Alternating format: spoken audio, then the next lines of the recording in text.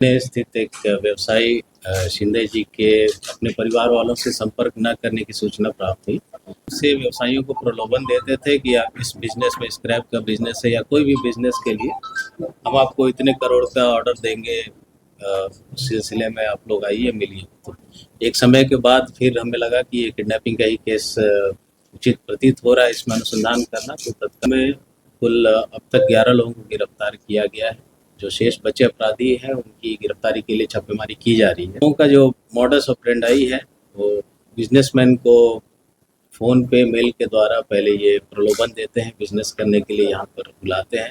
11 बजे हम लोगों को पुणे स्थित एक व्यवसायी शिंदे जी के अपने परिवार वालों से संपर्क न करने की सूचना प्राप्त हुई। परिवार वालों के द्वारा ये बताया गया कि 11 तारीख को रात्रि में ये पटना एयरपोर्ट उतरे थे और उसके बाद से उनसे संपर्क रात में एक बार हुआ था, उसके बाद से संपर्क नहीं हो पा रहा।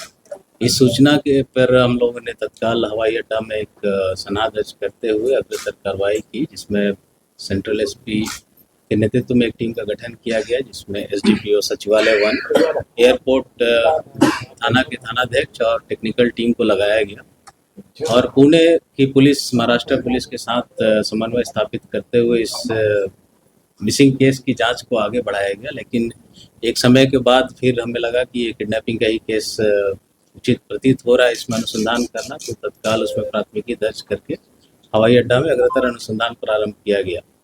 अनुसंधान के क्रम में जो टेक्निकल एनालिसिस की गई, उसमें अपहरणकर्ता के द्वारा जो गाड़ी यूज़ की गई थी उसको सबसे पहले लोकेट किया गया और उस गाड़ी की बरामदगी वैशाली ज़िला से किया गया, जंदाहा थाना से उसके मालिक को भी गिरफ्तार किया गया।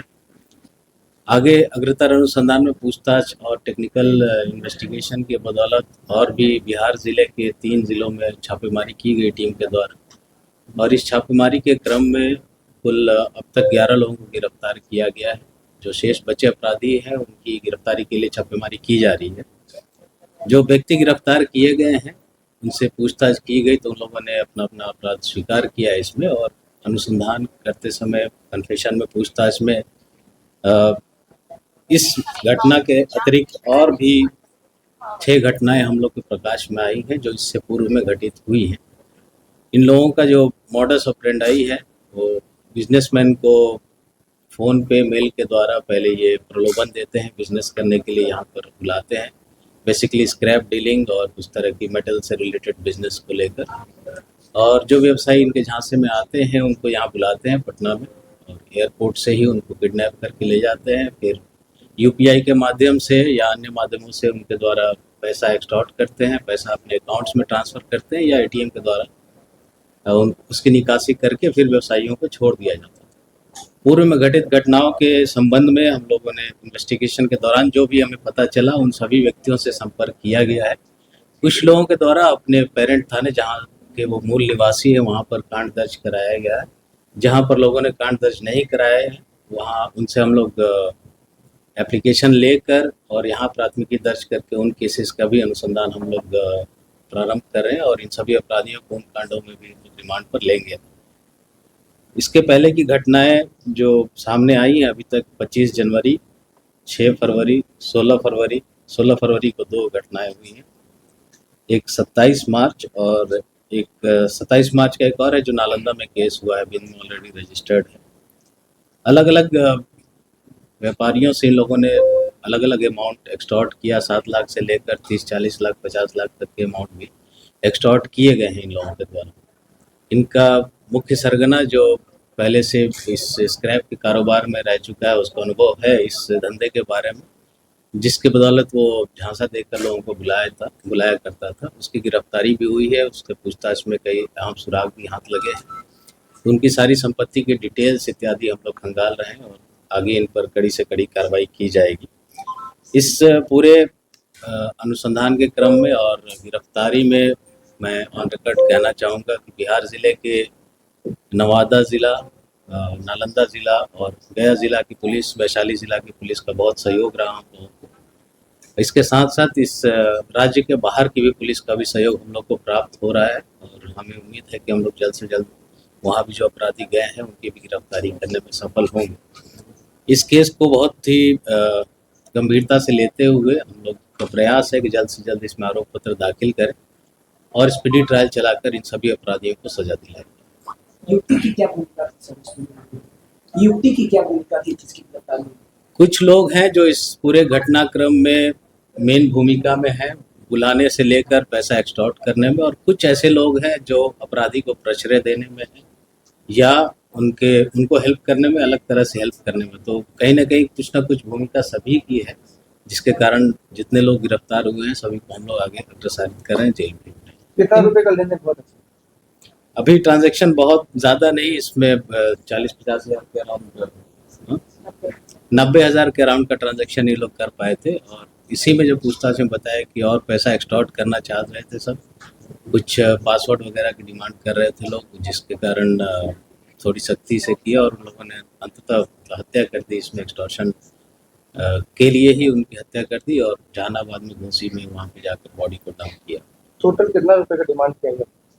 डिमांड ये लोग ऐसा नहीं करते, जैसा मैंने बताया कि पहले ये लोग किसी को बुलाए और फिर उसको किडनैप करके ले जाते हैं। उनके मोबाइल से जितना यूपीआई से ट्रांजैक्शन हो सकता है वो करते हैं। अगर आपका मोबाइल और आप साथ में हैं तो आजकल सब चीज़ ऑनलाइन बैंकिंग है, सब चीज़ उपलब्ध है। तो आप अगर डर से सबको अपना पिन बता दें, सारा कुछ दे दें डिटेल, तो आपके अकाउंट में जितना पैसा हो सब निकाला जा सकता है। सर जिस व्यवसायियों को कहा कि कौन अभियुक्त नालंदा के ही हैं मोस्टली, कुछ लोग वैशाली जिला के भी रहने वाले हैं। सर ये ट्रैक कैसे करते थे वैसे सोशल मीडिया से? नहीं, जीमेल से भेजते थे लोग। जीमेल से एक और अपराधी है जो इनका सरगना कह लीजिए या मुख्य अपराधी कह लीजिए इस संगठन में, जीमेल के माध्यम से व्यवसायियों को प्रलोभन देते थे कि आप इस बिजनेस में, स्क्रैप का बिजनेस है या कोई भी बिजनेस के लिए हम आपको इतने करोड़ का ऑर्डर देंगे, उस सिलसिले में आप लोग आइए मिलिए। तो कुछ दिन मेल भेजते हैं, मेल पे अगर जवाब आया किसी का तो फ़ोन पे बात करना शुरू करेंगे लोग, और कोई अगर झांसे में आ जाता तो उसको फाइनल डीलिंग के लिए बुलाते थे कि पटना आइए एयरपोर्ट पे, यहाँ से हम चलेंगे और जाके देख लें। तो जीमेल एड्रेस कहाँ से मिलता था सर इन लोगों को? जीमेल आईडी खोल रखा है इन लोगों ने। अभियुक्त का अपना एक जीमेल आईडी है जो कोल इंडिया करके उसमें एक नाम जोड़ दिया है उसने झांसा देने के लिए, ताकि लोगों को लगे कि कोल इंडिया का कोई एम्प्लॉई है, कोई बहुत बड़ा अफसर है जो डील कर रहा है। तो उसको ऑथेंटिक दिखने के लिए उसने अपना एक अलग नाम खोल के रखा हुआ है। सर वो स्क्रैप कारोबारी कौन है जो विचार हुआ है, जो बार-बार जिसका नाम लेके हिस्सा देता है, वो कौन? स्क्रैप एब्सकॉन्ड कर रहा है? नहीं, एब्सकॉन्ड नहीं, वो पकड़ा गया है। क्या? एक तो मुन्ना है जो पहले जिसको इसको डील किया, मतलब स्क्रैप के बिजनेस में पहले से था, जिसको आइडिया है इस पूरे बिजनेस के बारे में, रंजीत पटेल, जिसकी गिरफ्तारी हो चुकी है। पूछताछ में उसने ही सारा कुछ बताया है, बट वो बुलाने का ज़्यादा काम करता था। उसके अलावा जो एक और आदमी जो यहाँ एयरपोर्ट से ले जाता था वो अलग व्यक्ति है, उसकी छापेमारी हम लोग कर रहे हैं। होपफुली जल्दी वो भी गिरफ्तार हो। सुमित फरार है क्या सर? जी, कौन है सुमित? क्या वही है जो एयरपोर्ट से हर बार बिजनेसमैन को ले जाता था, यहाँ से फिर हिस्सा ले जाता था उठा के। सुमित की गिरफ्तारी के लिए हम लोग छापेमारी कर रहे हैं। उम्मीद है कि आज से कल में हम लोग उसको भी गिरफ्तार। सर लंबे समय से किडनैपिंग इस तरह के केसेस रिपब्लिकन न्यूज़ के साथ जुड़ने के लिए सब्सक्राइब बटन दबाकर चैनल को सब्सक्राइब करें। नोटिफिकेशन प्राप्त करने के लिए यहाँ बेल को दबाएं। वीडियो अच्छा लगे तो लाइक करें और दोस्तों के साथ शेयर करना ना भूलें।